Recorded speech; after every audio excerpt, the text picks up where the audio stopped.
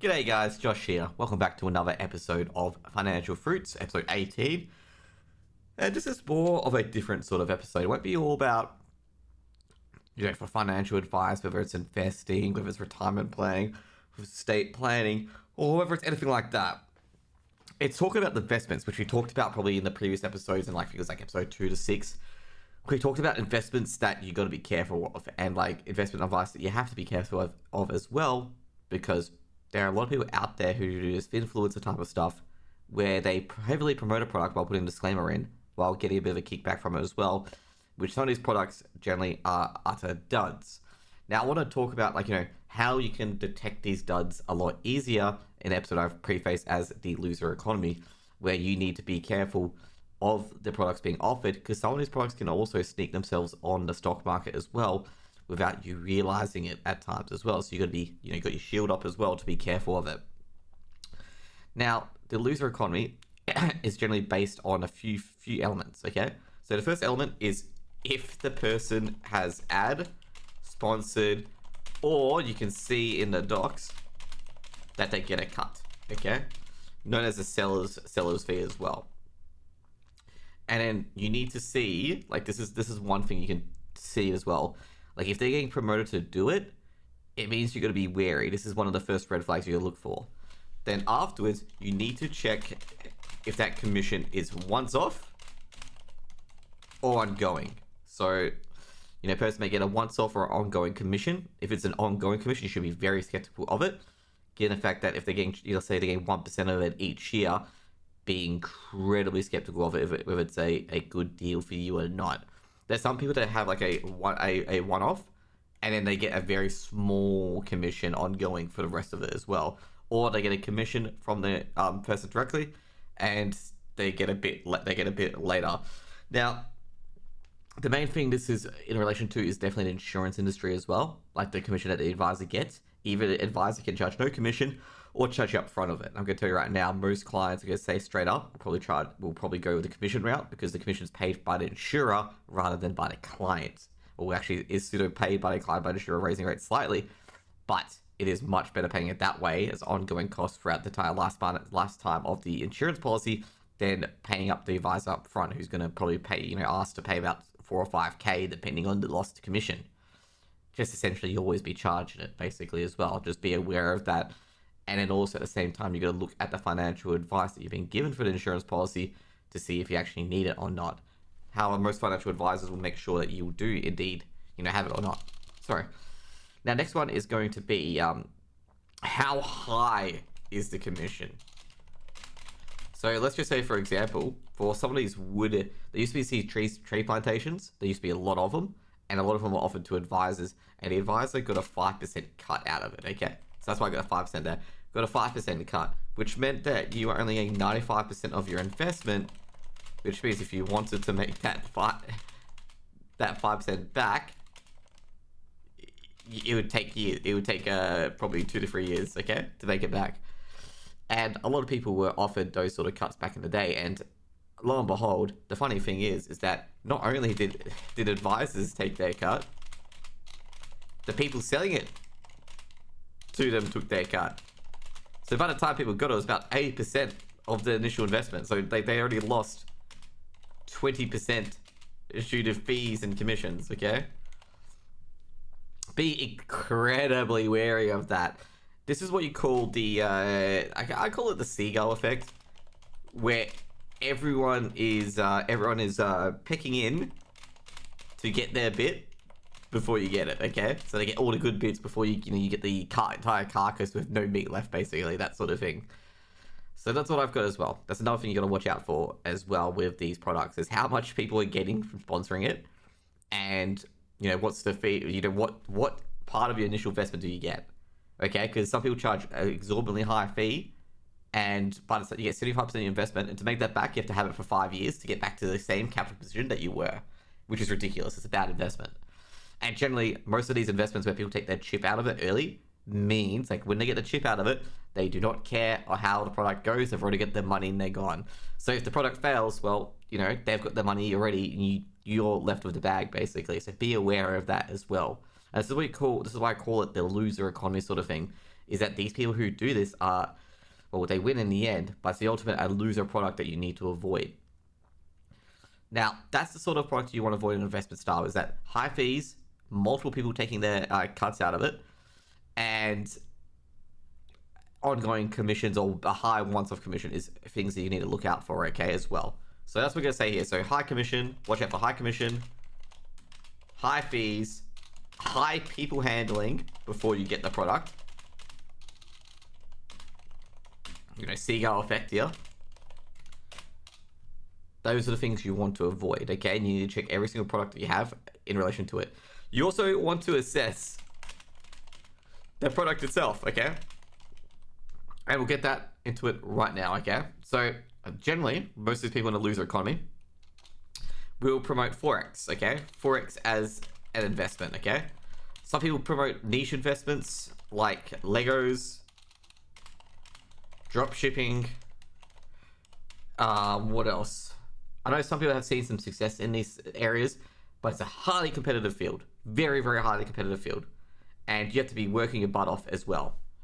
Forex as investment. There's also day trading as well. They promote that as I made 20k in a year off day trading. They don't talk about the losses either. Drop shipping. What other industries have that sort of thing as well? Trading bots. Okay, that's another one. I mean, you can... you got the other ones as well. You got Beanie Babies, other collectibles, and stuff like that as well. Crypto, I forgot about that. I forgot about the big one, crypto.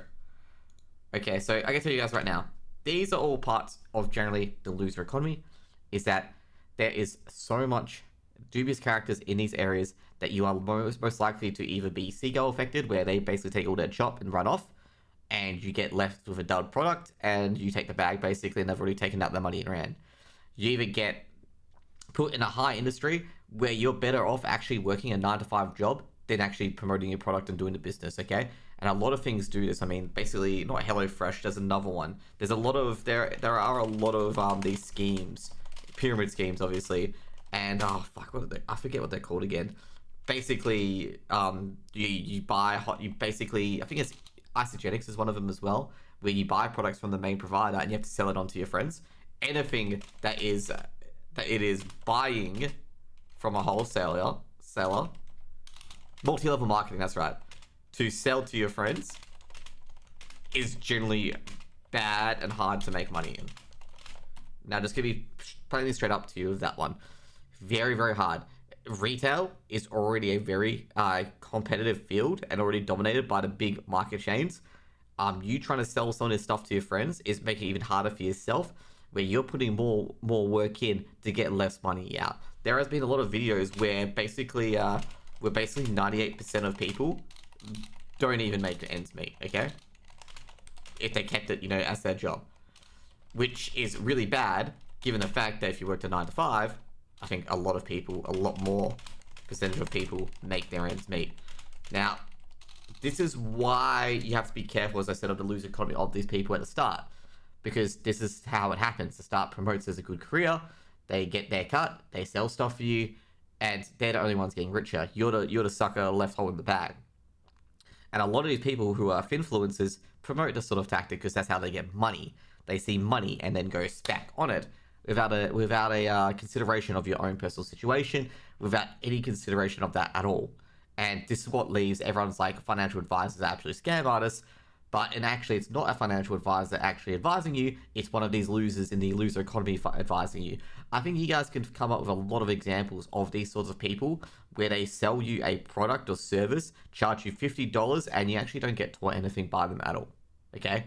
You get taught a system which doesn't work, and you're already holding the bag, and they've offered you money with no real reprisal of what you can do. I mean, there's been so many stories about all of these multi-layer marketing schemes where the people who have bought so much product, but they can't actually sell it. And then it's on them because they're not good enough to sell it, not on the producer for giving them false and misleading and deceptive conduct on their dreams of that they can magically sell these to their friends. It doesn't work like that. MLM has never worked like that. Once you've experienced an MLM, you know it doesn't work, okay? Unless you really, really, really go absolute ham at it, and sometimes you only make, bare minimum wage. That's the crazy part. The 1% that are successful of it only make minimum wage, okay? Which means they would have been better off working a job at McDonald's than doing their business, okay? Would have been better off at making a job at McDonald's. And it would have got more experience, more sales tactics, and also being able to handle themselves in high pressure and many different scenarios. So it would have been one up as well. So I gotta tell you right now, like a lot of these people who have influencers and promoting these sort of products should not be trusted, okay, at all. Like they should not be trusted with your personal situation, personal financial situation at all. And you need to watch out for these people in the loser economy. Now, what are you guys going to say? Like, how do you think you're going to go into the winner economy? Okay, what is the winner economy? The winner economy is long nights, looking at your budget, looking at your cash flow in and out, you know, what you are receiving inwards, what you're expending outwards, and analyzing and seriously looking at those. Okay, cash flow is key to being able to save and make an investment solution in the first place. Next one is, what do you want to invest into? What sort of things you are happy with? You know, whether it's the blue chip companies on the share market, a term deposit, or whatever.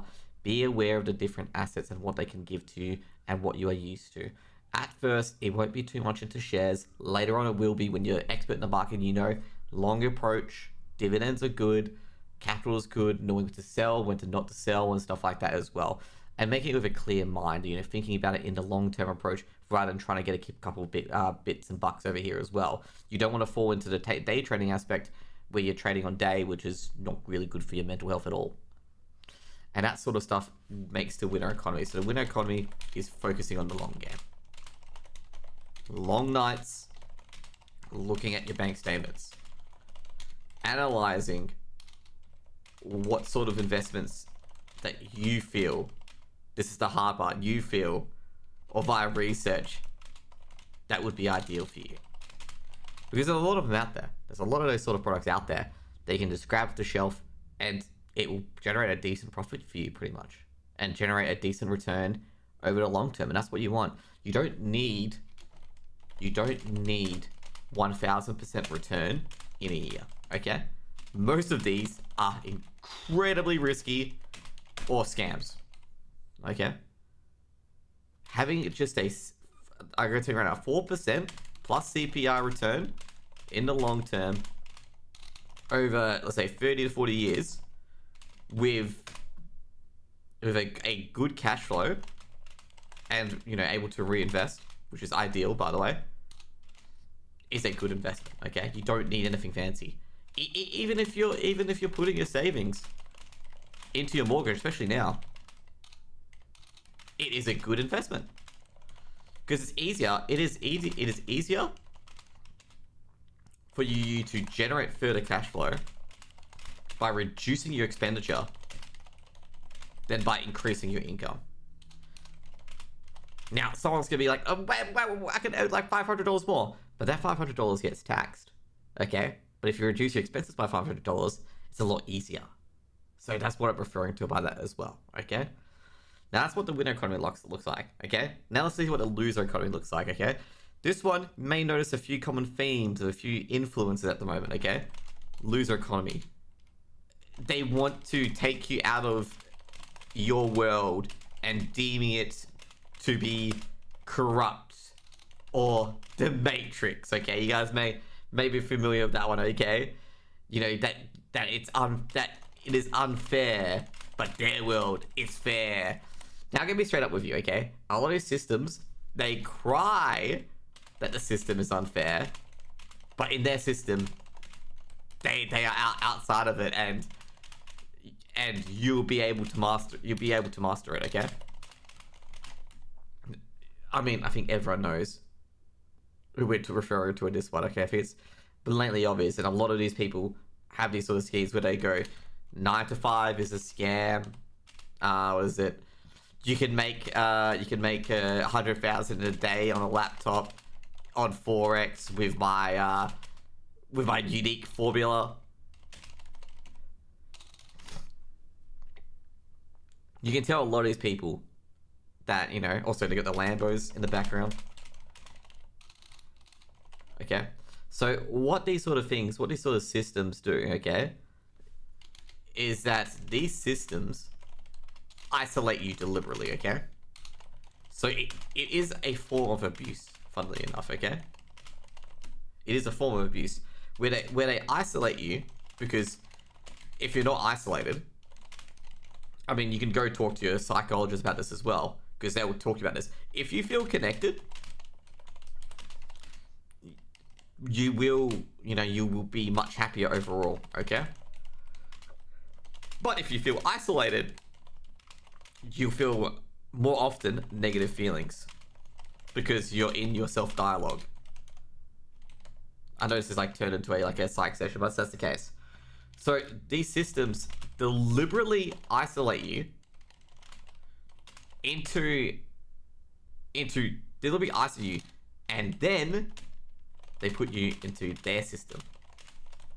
So now you're connected to their system where you're feeding them money. That's effectively what occurs. So basically what happens is that when you can't pay, you lose everything and you're back to isolation again. And then that's where you get scared and sign up again. So that's how these guys work, okay? Think about it, okay? Think about everything Andrew Tate and a few of these other guys have said. Think about every single MLM and what they've said. They'll disconnect you, put you in jail, put other stuff on fingers. This is not good. This is horrible shit that you should not be getting into. You should be realizing, or not should be realizing, but when it happens to you and you've realized and jumped out of it, you then know that this is the sort of things you need to avoid, okay? They deliberately do this, so be incredibly careful of people who are so slowly slicing away your connections to society. These people aren't good people. They're still trying to make money off of you, okay? They basically, to use it in their terms, they basically transplant you from the matrix, as they call it, into their matrix, where their matrix is designed to make them money instead of whatever the matrix is, okay? So have you ever noticed that Andrew Tate does not teach one of his classes? Have you ever noticed with Dan Locke and some of these other people who are incredibly successful in this areas that they have recorded sessions and other stuff like that, and it's not actually live?